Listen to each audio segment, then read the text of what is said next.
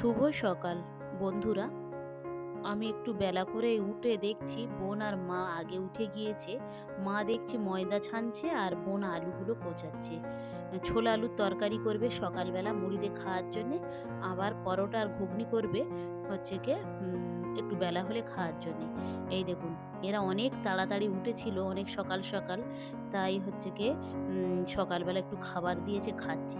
আর এই দেখুন না, ছেলেটা কখন উঠে ওর নানু ভাইয়ের সঙ্গে দোকান থেকে গিয়ে বলও কিনে নিয়ে বাইরে খানিকক্ষণ খেলাধুলা করাও হয়ে গিয়েছে। আর বাকিরা দেখুন এখনো সব ঘুমাচ্ছে।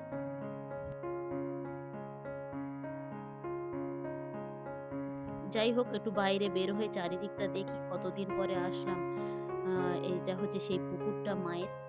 ওপারে দেখছি কারা একটা ছোট ঘাট তৈরি করেছে, তারাও দেখছি ওখানে থালা বাসন জামা কাপড় গোসল সবকিছুই করে। আর এই দেখুন, ঠিক এই পুকুরের একদম এই সাইডে এই আম গাছটায় এত পরিমাণে আম হয়েছে, এই দেখুন।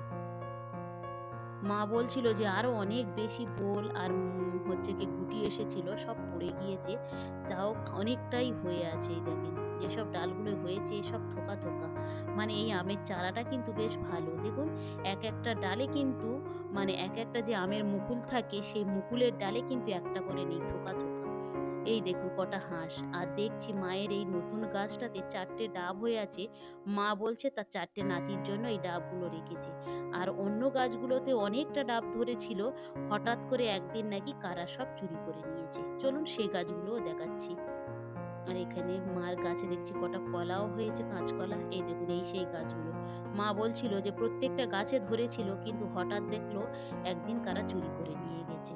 আর ওই ৪টে আছে ঘরের পাশেই একদম, তাই বলল যে ৪টে আমার নাতি নাতনি আসলে তাদেরকে খাইয়ে দেবে।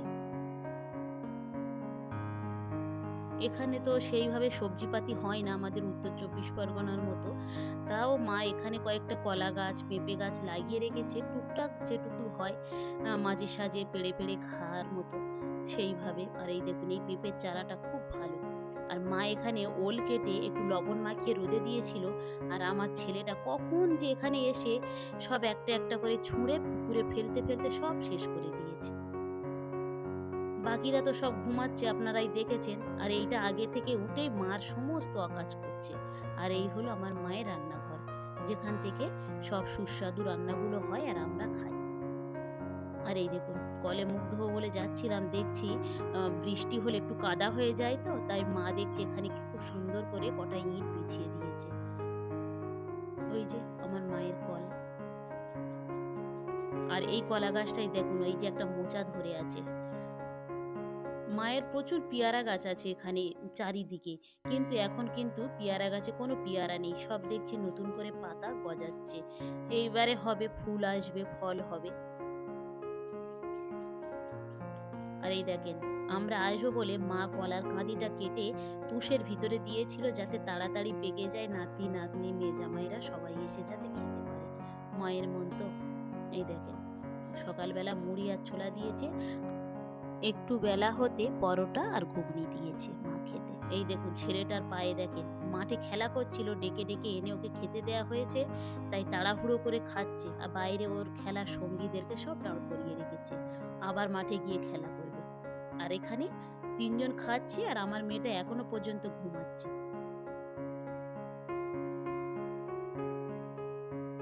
ও ঘুমাচ্ছে বলে ওকেও ডাকলাম না, কারণ মিশনে ওদের সেইভাবে ঘুম হয় না, ঘুমটা একটু ঘুমের একটু কষ্ট হয়ে যায়, তাই ভাবলাম ঘুমাচ্ছে থাক। আর আমার আব্বা এত চেষ্টা করছে ওকে তোলার জন্য, কিন্তু কোনোভাবে মেয়েটাকে তুলতে পারছে না। এই দেখুন, এরা তিনজন তিন ভাই বোনে খাওয়া দাওয়া করছে, আর আব্বা ঠিক ওখানে বসে আছে। অনেক চেষ্টা করলো কিন্তু কোনোভাবে ওকে তুলতে পারলো না। আমি আর পরোটা ঘুগনি খেলাম না, আমি ডাল আর একটু মাছের ঝোল নিয়ে ভাত খেয়ে নিলাম। বাজার থেকে চিংড়ি এনেছিল, সেগুলো ঢালি। আব্বা বলছিল যে একদম জ্যান্ত চিংড়ি ছিল। এই দেখুন, এই যে আনার পরে দেখছিলাম যে প্লাস্টিকের ভিতরে একটু লাফালাফি নড়াচড়া করছিল, এখন দেখছি সব মরে গিয়েছে, কিন্তু একদম টাটকা এবং ফ্রেশ চিংড়ি। এটা রান্না করব আমরা ওই যে মোচাটা দেখিয়েছিলাম ওই মোচা দিয়ে। মা আমাকে ডেকে নিয়ে আসলো একটা জিনিস দেখানোর জন্য। এই দেখুন, এই হাঁসগুলো যে মায়ের তা আমি জানতাম না। বলছে এই হাঁস ৩টি। তা কি বড়, বড় হাঁস! কিছুক্ষণ আগে আমি দেখেছিলাম, আমি মনে করছি অন্য কারোর হয়তো হবে। কিন্তু এই হাঁসগুলো যে এত বড়, বড়, যখন এগুলো যবে করবে তখন আবার আপনাদেরকে ক্যামেরাবন্দি করে দেখাবো। আমরা আসবো বলে মা পুকুর থেকে একটা বড় মাছ ধরেছিল, এই দেখুন। মার মনের ইচ্ছা ছিল যে এই বড় মাছের মাথাটা ৪ টে নাতিকে একসঙ্গে বসিয়ে খাওয়াবে। ভিডিওটা তাহলে এখানেই শেষ করছি। ভালো থাকবেন, সুস্থ থাকবেন আর ব্লগটি কেমন লাগলো অবশ্যই জানাবেন।